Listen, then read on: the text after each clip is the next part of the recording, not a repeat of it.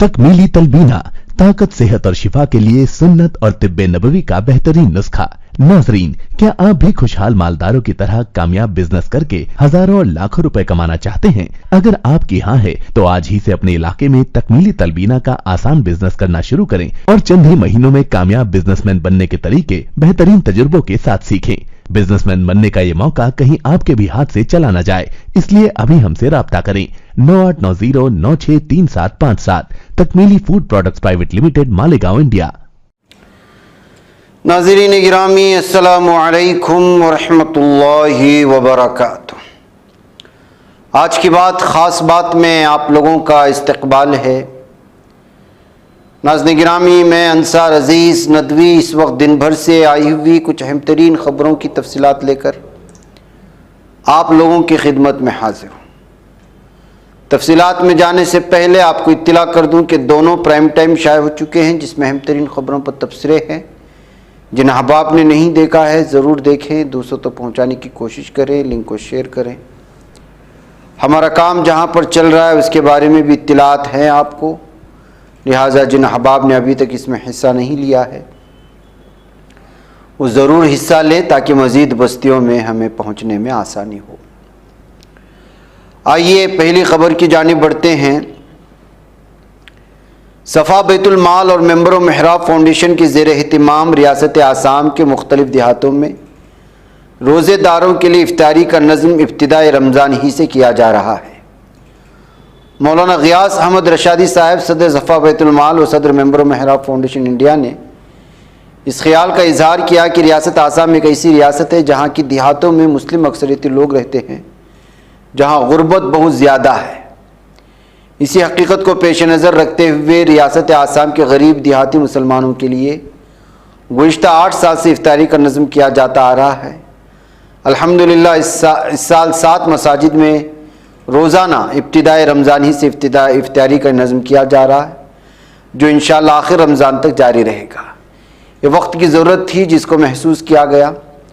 रियासत आसाम की ज़िला नौगांव में मुकर्ररा सफ़ा बैतुल माल और मेंबर मेहराब फाउंडेशन की नुमाइंदा शख्सियत मुफ्ती अहमद अली क़ासमी के ज़ेर निगरानी रोज़ाना इफ्तारी का नज़्म किया जा रहा है, जैसा कि आप ये मनाजिर हमारे इस वक्त जो है स्क्रीन पर देख रहे हैं। नाज़रीन गिरामी, लोकसभा इंतखाब की सरगर्मियों के दरमियान कई रियासतों के बीजेपी लीडरान ने बीजेपी को झटका देते हुए पार्टी से इस्तीफ़ा दे दिया है। कुछ रियासतों में बीजेपी लीडरान ने अपनी ही पार्टी के जरिए उतारे गए उम्मीदवारों के खिलाफ इंतखाबी मैदान में खड़ा होने का ऐलान कर दिया है। इस दरमियान हिमाचल प्रदेश से भी बीजेपी के लिए बुरी खबर सामने आ रही है। हिमाचल में जयराम हुकूमत में काबीना वजीर रहे रामलाल मारकंडा ने बीजेपी से इस्तीफ़ा दे दिया है और अगले फैसले लेने वाले हैं। बिहार में पप्पू यादव के कांग्रेस में शामिल होने और अपनी पार्टी जन अधिकार मोर्चा को कांग्रेस में जम करने से बीजेपी बुरी तरह खौफजदा हो गई है।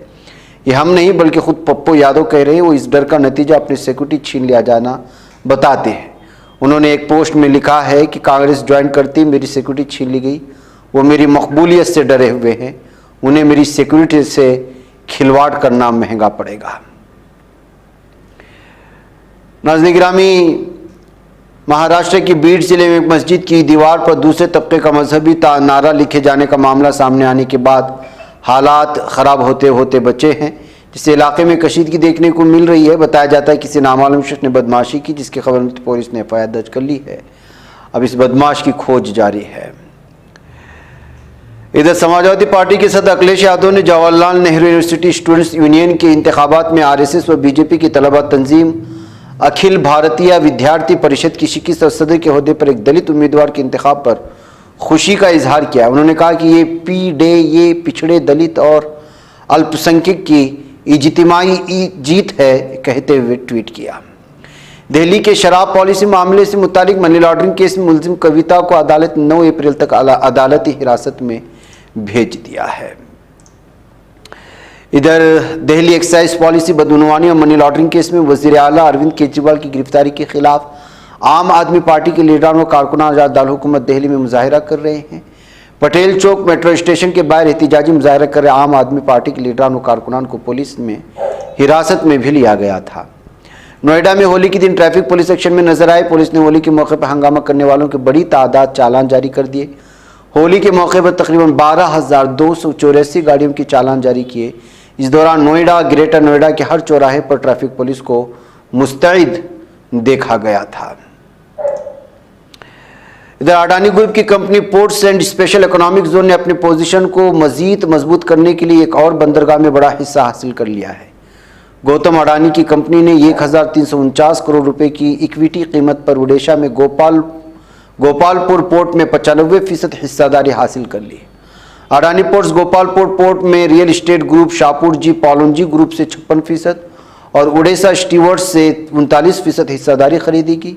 इस डील की इंटरप्राइज वैल्यू 30,080 करोड़ रुपए बताए जा रहे हैं।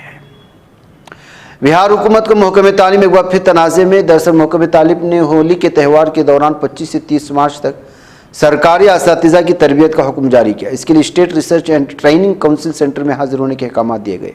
अब ट्रेनिंग के लिए ना आने वाले असातिज़ा के खिलाफ कार्रवाई के अहकाम जारी कर दिए गए हैं। लुधियाना के मेंबर पार्लियामेंट रोनीत सिंह बिट्टू ने आज अपनी पार्टी कांग्रेस को बड़ा झटका दिया। रोहित ने भारतीय जनता पार्टी में शमूलियत इख्तियार कर ली है। इधर हरियाणा के साइबर सिटी गुरुग्राम के देवीलाल नगर में होली की रात हंगामा मच गया। स्कॉर्पियो में सवार शरपसंदों ने मस्जिद के बाहर फायरिंग की। गोली चलने की आवाज़ सुनकर लोग घर से बाहर निकले तो मुलजिमीन फरार हो गए। वाक़े की इत्तला मिलते मकामी पुलिस मौके पर पहुंच गई। तफ्तीश शुरू। पुलिस ने यहां नस्ब सीसीटीवी कैमरे की फुटेज हासिल कर ली है। पुलिस का कहना है कि गाड़ी नंबर की बुनियाद पर मुलजिमीन की तलाश की जा रही है। उन्हें जल्द ही गिरफ्तार कर लिया जाएगा। नाज़रीन, BRS हुकूमत के दौरान तेलंगाना में रियासती इंटेलिजेंस ब्यूरो के चीफ रह चुके T Prabhakar Rao phone tapping मामले में फंस गए। उन्हें फ़ोन टैपिंग मामले के मुलजिम नंबर 1 की शक्ल में नामजद किया गया है।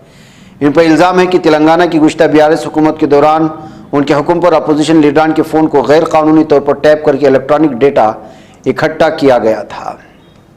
अफगान तालिबान के सुप्रीम लीडर मुल्ला हिब्बतुल्लाह अखुंज़ादा ने कहा है कि उनकी हुकूमत ने इस्लामी हुदूद और शरीयत की मुकम्मल निफाज का अज़्म मुसम्मम कर रखा है। अखुंज़ादा का कहना है कि अमेरिका के खिलाफ तालिबान की जंग अभी ख़त्म नहीं हुई। अफगानिस्तान में हुक्मरान तालिबान उनका मानना है। सुप्रीम लीडर मुल्ला हिब्बतुल्लाह अखुंज़ादा ने अपना ताज़ा ऑडियो पैगाम जारी किया, जिसमें उन्होंने कहा कि शरीयत और अल्लाह की हुदूद क़वानीन का निफाज हमारा मिशन है। फ्रांसीसी वज़ीर दाखिला के मुताबिक पुलिस की जानिब से लैल, वेलनुदासिक और रोबे नामी शहरों में छापों के दौरान मुतादिद गिरफ्तारियां अमल में लाई गई। फ्रांसीस वज़ीर दाखिला जेराल्ड दारमानी ने पीर के रोज़ मुल्क भर में मंशियात फरोशों के खिलाफ मुतादिद कार्रवाइयों के आगाज़ का ऐलान करते हुए कहा कि इस हवाले से पुलिस की जानिब से लेल, वेंसुवाक और रोबे नामी शहरों में छापों के दरमियान गिरफ्तारियां अमल में लाई गई हैं। पाकिस्तान में एक बार खुदकुश हमला किया गया, जिसमें कम से कम 7 लोगों की मौत वाक़ होने की खबरें आई हैं। इधर इसराइल वज़ीर ख़ारिजा इसराइल कातिस ने कहा है कि सलामती कौंसिल के माह रमज़ान के दौरान गज़ा में जंगबंदी की करारदाद मंजूर करने के बावजूद हम अपना ऑपरेशन जारी रखेंगे और हमास को ख़त्म कर देंगे। ये कहते हुए एक बार फिर अपनी दहशतगर्दी का सबूत पेश किया गया है। अमेरिका की रियासत फ्लोरिडा के गवर्नर जोन डी सांट्स ने बच्चों के सोशल मीडिया इस्तेमाल को महदूद करने पर मबनी कानून बिल की मंजूरी दे दी है। इधर ब्राज़ील के एस्पिरितो सांतो रियासत और रेविजेंस शहर में शदीद बारिशों के बायस आने वाले सैलाब और लैंडस्लाइडिंग से अमवात की तादाद 27 हो चुकी है। अक़वाम मुत्तहिदा के सेक्रेटरी जनरल एंटोनियो गुटेरेस ने कहा कि इसराइल गज़ा में इंसानी इमदाद के दाखिले की इजाज़त देने पर मजबूर है। गज़ा की पट्टी पर 7 अक्टूबर 2023 से अब तक अपनी जानों से हाथ धोने वाले फ़िलिस्तीनियों की तादाद 32,414 हो चुकी है, यानी शहदा की तादाद 32,414 को पहुँच चुकी है। इधर इसराइल ने गज़ा में जंग का मुकम्मल खात्मा करने और इलाक़े से इसराइली फ़ौज की मुकम्मल इनक़लाब शामिल हमास की इंतहाई मुतालबात की बुनियाद पर अपनी मुज़ाकराती टीम को कतर से वापस बुला लिया है। फ़िलिस्तीन ने अक़वाम मुत्तहिदा की सलामती कौंसिल की जानिब से जंगबंदी के फैसले पर फौरी अमल दरामद का मुतालबा कर दिया है। फ़िलिस्तीन की सरकारी खबर रसा एजेंसी वफा के मुताबिक फ़िलिस्तीन के ऐवान सदर ने अक़वाम मुत्तहिदा की सलामती कौंसिल की जानिब से जंगबंदी के फैसले के बाद एक तहरीरी बयान जारी किया था।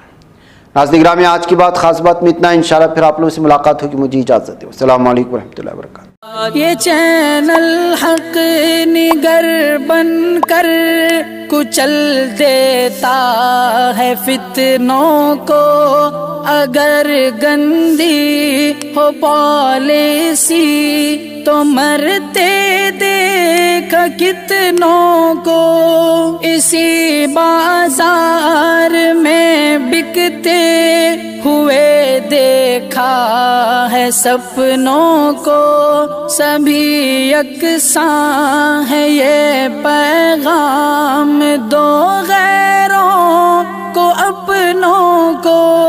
वतन अहले वतन का है गुले बेखार सीधी बात।